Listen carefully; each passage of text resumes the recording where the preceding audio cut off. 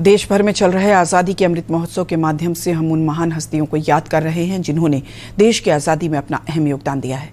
इसी कड़ी में पेश है स्वतंत्रता सेनानी कृष्ण वल्लभ सहाय और राजनारायण की कहानी।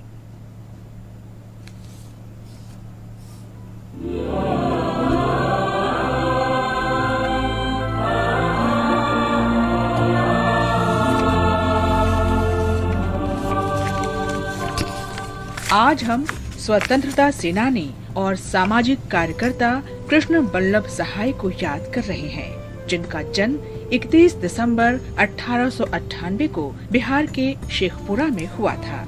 स्नातक की पढ़ाई पूरी करने के तुरंत बाद कृष्ण वल्लभ आजादी की लड़ाई में कूद पड़े। 1930 और 1934 के बीच सविनय अवज्ञा आंदोलन में भाग लेने के कारण उन्हें 4 बार जेल जाना पड़ा। मेरे भारत के कंठहार, तुझको शत शत वंदन बिहार।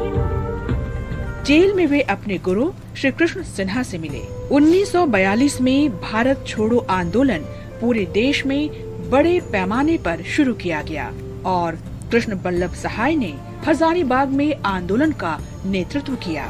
तू आर्यभट्ट, तू शेरशाह, तू कुंवर सिंह बलिदानी है। ब्रिटिश सरकार ने सभी नेताओं की तत्काल गिरफ्तारी का आदेश दिया और कृष्ण वल्लभ को हजारीबाग जेल भेज दिया गया। जेल में उन्होंने 9 नवंबर 1942 को रामनंदन मिश्र, योगेंद्र शुक्ल, सूरज नारायण सिंह, गुलाब चंद गुप्ता और शालिग्राम सिंह के साथ जयप्रकाश नारायण को जेल से निकालने में महत्वपूर्ण भूमिका निभाई। परिणाम स्वरूप उन्हें कठोर कारावास के आदेश के साथ भागलपुर जेल भेज दिया गया।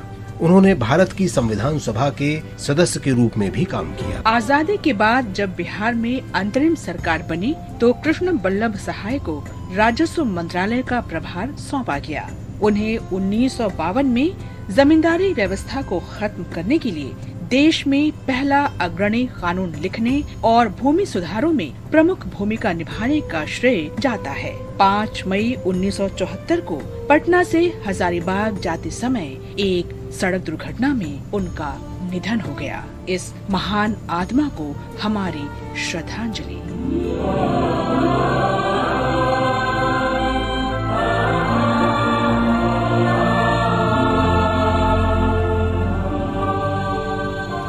31 दिसंबर स्वतंत्रता सेनानी और सामाजिक कार्यकर्ता राजनारायण की पुण्यतिथि भी है। उनका जन्म 23 नवंबर 1917 को वाराणसी में हुआ था। राजनारायण छात्र जीवन से ही सामाजिक गतिविधियों में सक्रिय हो गए थे। वे 1934 में कांग्रेस सोशलिस्ट पार्टी के सदस्य बने और एक स्कूल तथा श्रमिक संगठन की स्थापना में मदद की। उन्होंने 1939 से 1944 तक छात्र संघ की राष्ट्रीय समिति के सदस्य के रूप में भी काम किया। भारत छोड़ो आंदोलन के दौरान राजनारायण छात्र कांग्रेस के अध्यक्ष थे और उन्होंने वाराणसी तथा उसके आसपास विरोध प्रदर्शनों का नेतृत्व किया। उन्हें भारत छोड़ो आंदोलन के दौरान 28 सितंबर 1942 को गिरफ्तार कर लिया गया और 1945 तक जेल में रखा गया।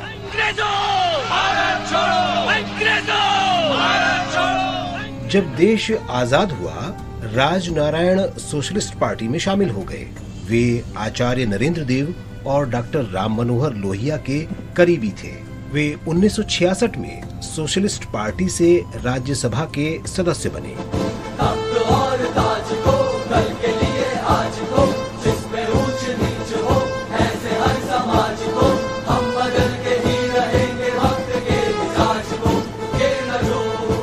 राजनारायण ने जनता पार्टी सरकार के दौरान स्वास्थ्य मंत्री के रूप में भी सेवाएं दी।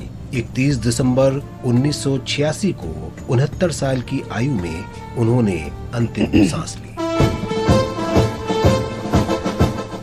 31 दिसंबर तमिल पत्रकार टीएम चिदम्बरा रघुनाथन की भी पुण्यतिथि है, जिन्हें 1942 में भारत छोड़ो आंदोलन में भाग लेने पर जेल भेजा गया था।